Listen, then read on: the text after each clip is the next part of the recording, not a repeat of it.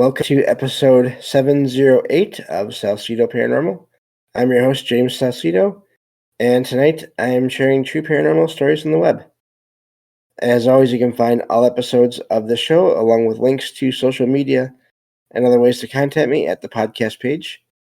And that is salsidoparanormal.podbean.com. That's SALSIDO paranormal.podbean.com. Always happy to hear from you all, whether you have comments or questions or topic suggestions or accounts of paranormal experiences, whether they're your own or from others that you trust. Happy to either read those or have you join me on the show to talk about them. Thank you all for listening, whether you are here for the live recording streams on Discord, or if you listen to the podcast or YouTube feeds, or on the Troubled Minds Radio Network, KUAP Digital Broadcasting. There you can hear replays of 2 episodes of my show every night at 6 p.m. Pacific, 9 p.m. Eastern, right before Michael Strange and Troubled Minds Radio comes on. And as always, I want to thank Michael Strange for having me on the network and putting my shows up there. If you'd like to support my show, you can share the show with others and rate and review it on your favorite podcast platform. You can find books I've written over on Amazon, paranormal fiction and nonfiction, including my most recent release, Salsido Paranormal Experiences. You can sign up for the Patreon page and get all the content I've released there, and then whatever I put out in the future. And you can just make one-time donations through PayPal. Support is never expected, but always appreciated, as there are expenses in making these shows, from equipment to research materials to travel expenses in some cases. And so now we can get to these true stories. And I'm really glad to be able to do this. It feels like it's been a long time since I've done these episodes, these true story episodes. Even though it's probably only been a week or two, maybe a few total. I'm not sure. Time is weird. So here we go. Let's get back to the file here, where I have all these stored, and go from there. This one says, I was driving home after Christmas from my family's house, which is only an hour and a half away. The drive passes through a remote desert area with canyons, bushes, wildlife, deer and mountain lions, and no cell phone service or FM radio signal. The area is on a reservation, but I don't know if not deers are connected to Native American folklore. I left at 11:30 p.m., considering the drive manageable despite the late hour.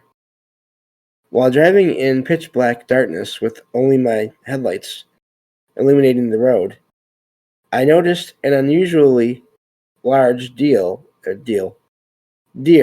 on the roadside. At the same moment, my music stopped and turned to static, which felt strange. The creature had humanoid-looking eyes and an uncanny facial structure. I felt compelled to maintain eye contact, as my head turned unnaturally far to follow it until it disappeared into the darkness. After losing sight of the creature, the AM radio station resumed playing as normal. I felt deeply unnerved and shaken for the rest of the drive. I turned up the music and avoided looking anywhere but the road for the rest of the drive. What did I see? Was it a trick of my eyes? Was it a coincidence that the music cut off when it arrived? Either way, I will never drive home from my parents' house after dark again. And that's where that one ends. I've heard of this not deer kind of thing before.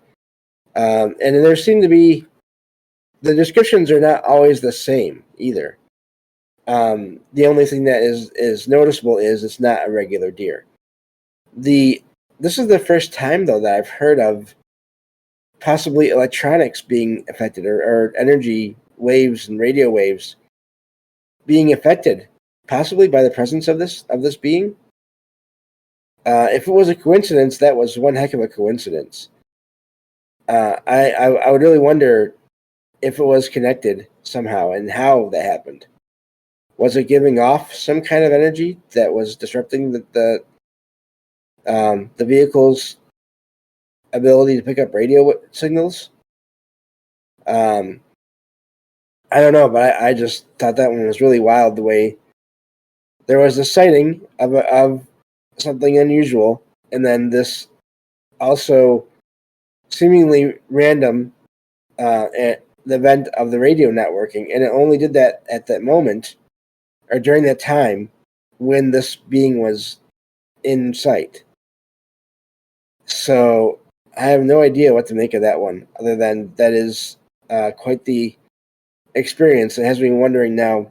I'm going to start looking out for other accounts of people having experiences with creatures or cryptids. When they see them, does anything else happen at the time? Do any of their electronics start to malfunction when they have these sightings?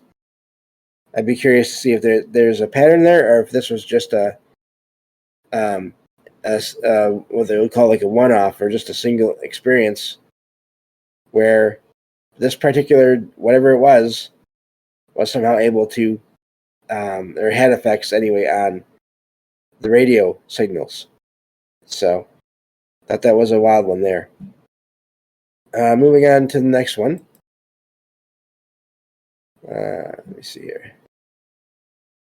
Okay, so this one says, my husband was putting our 3-year-old daughter to bed. She had fallen asleep on me in the living room, and he moved her to our bed. After being placed in bed, she woke up, looked at the ceiling, and said, hi. My husband asked who she was talking to, and she replied, Grandpa B and Grandma. He asked if she meant his grandma, who had recently passed, and she responded, Grandpa B's mom. My husband came and got me, and I asked her, our daughter, if they, Grandma B and Grandma, were still there. She confirmed their presence and became shy after I told her that they miss her and love her. Grandpa B is my father, who passed away in 2017. Our daughter never met him and has rarely been told about him. The grandmother that our daughter mentioned, Grandpa B's mom, passed away in 1998 when I was 5 years old. I have only ever mentioned her name to our daughter, so just to mention the name to the daughter. Our daughter has previously made comments about Grandpa B being present in our home, and that's where that one ends.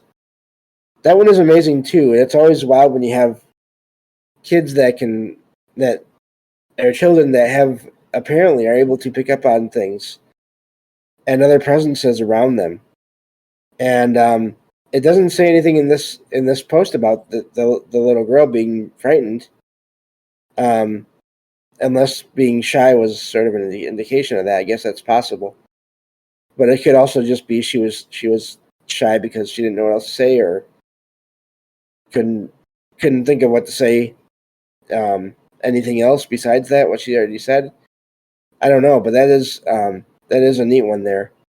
And so often you hear accounts of people with their children or children that they're close to, their nephews and nieces or whatever. I know I've shared at least a few stories here on the show before of similar experiences where people are around kids and kids seem to sense, see, or hear, just sense basically others around them. And sometimes it's family, other times it's not. It's random. So, but that's an amazing one there. I'm glad that if nothing else, hopefully it was all family and nothing else was happening. So it is a little bit odd that the daughter saw those two relatives near the ceiling. I wonder if they were. I would really be curious what they looked like to her, but of course it'd be hard, possibly to get details like that. But yeah, I thought that was an amazing one there. Moving on to the next one. This one is a little bit long, but I usually only include the longer ones if they are they have a really interesting point to them. So we will see, because I've forgotten now when I found this and what this one is. So this one says, when I was 17, which is about 5 or 6 years ago, something strange happened. During a video chat with a girl I was talking to, she claimed to see a man standing behind me. The man's presence was intermittent, sometimes there, sometimes not, and the girl described him with a serious demeanor. I did not see anything and dismissed it as a joke, though it was unsettling. I eventually stopped talking to that girl, and the memory faded. A couple of years later, while video chatting with a different girl, she unexpectedly asked about a man standing behind me.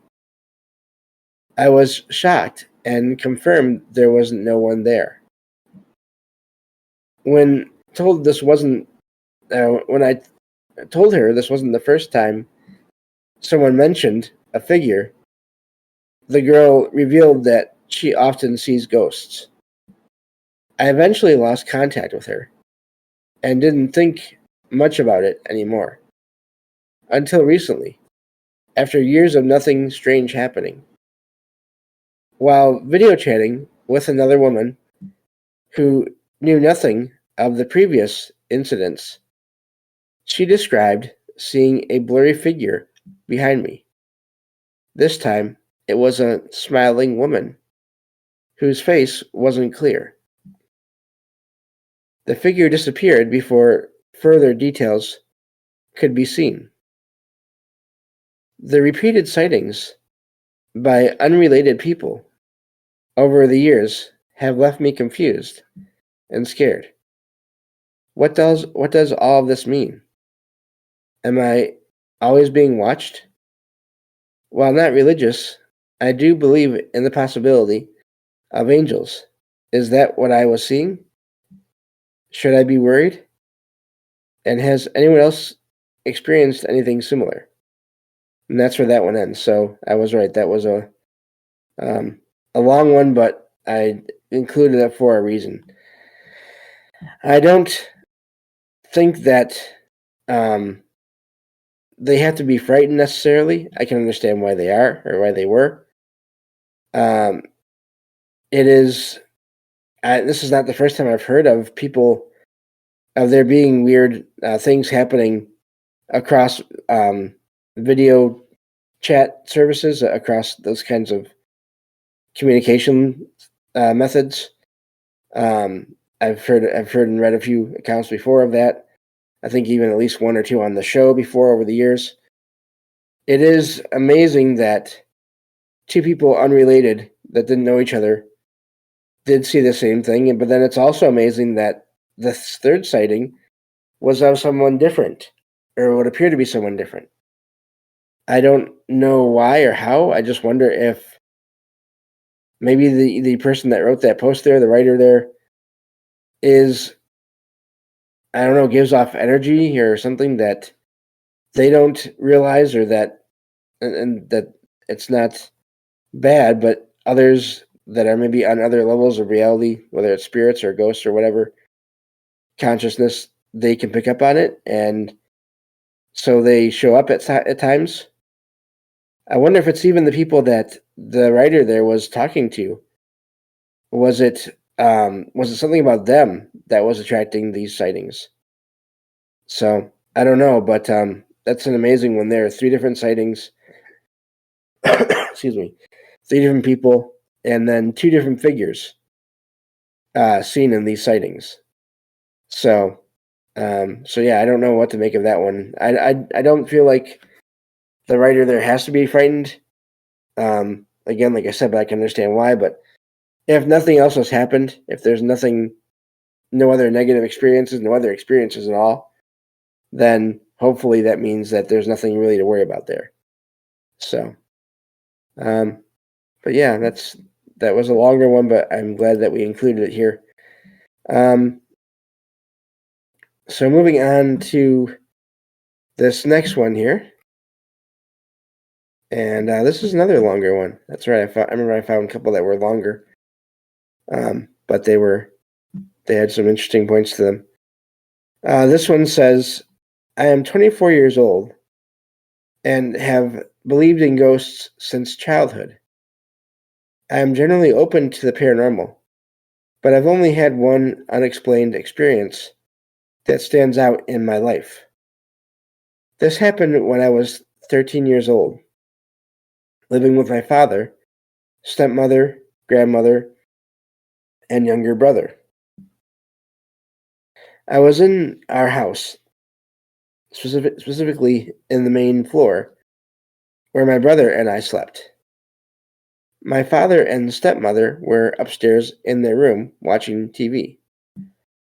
My grandmother was downstairs in her room. I went to the bathroom with the door slightly and left the door slightly open, since no one else was around on that floor except my little brother, who was asleep. While washing my hands, I saw a woman peek around the corner of the doorframe, or peek around the doorframe. She appeared young, with straight black hair, extremely pale skin, and a plain white gown. Her expression was emotionless, and the top half of her torso was also visible. I gasped in shock and instinctively jumped back. After a brief second, I looked back, and the woman had disappeared. I searched the small hallway and living room, but found nothing unusual. No one in the household had black hair or pale skin. This is my only paranormal experience. The vividness and realism of the woman's appearance make the memory unforgettable. Whenever anyone asks if I believe in the paranormal, I share this true story with them." And that's where that one ends. That is quite the sighting. It's not blurry. It's not that quick. And I don't know. That's sounds like they saw someone or some being. I like how they sort of they mentioned that that the image or the figure. What is going on? Okay, so I like that the figure does not appear to be anything that anyone that lives in the house. They don't resemble family that is in the house or any family at all, really. And so I don't know who they saw. I wonder if, again, I don't know, the emotionless part is weird, because were they emotionless because they were trying to figure out what was going on, or was it one of those weird situations where whoever is there, whatever is there, is trying to get more attention by having that emotionless expression on their face? And you hear that in more negative cases, and some negative experiences in some cases. But yeah, I don't know what that is. I wonder if it was someone that lived there before or moved in there after and was having some kind of weird time overlap situation again. Possible, I don't know, out of body experience, and they didn't even know where they were at, and they were just trying to figure out where they were. But that's a wild one there. So I don't know. It's really. I'm wondering if there was. It doesn't sound like there was anything else that happened there, unless everything else was so minor in a way that the writer didn't want to bother putting anything else down. But those kinds of sightings are really, really odd. So I think we have time for at least one more here. And so this one says, this happened when I was about 5 years old. My father asked me to get his phone from his upstairs bedroom. When I get into my parents' room, I noticed a strange man wearing a hat standing in the closet. Frightened, I hid under my parents' bed. I watched the figure walk across the closet entryway and seemingly disappear into the wall. Terrified, I ran downstairs crying and told my father about what I had seen. But he didn't believe me. Neither did my mother when I told her about the experience after she got home.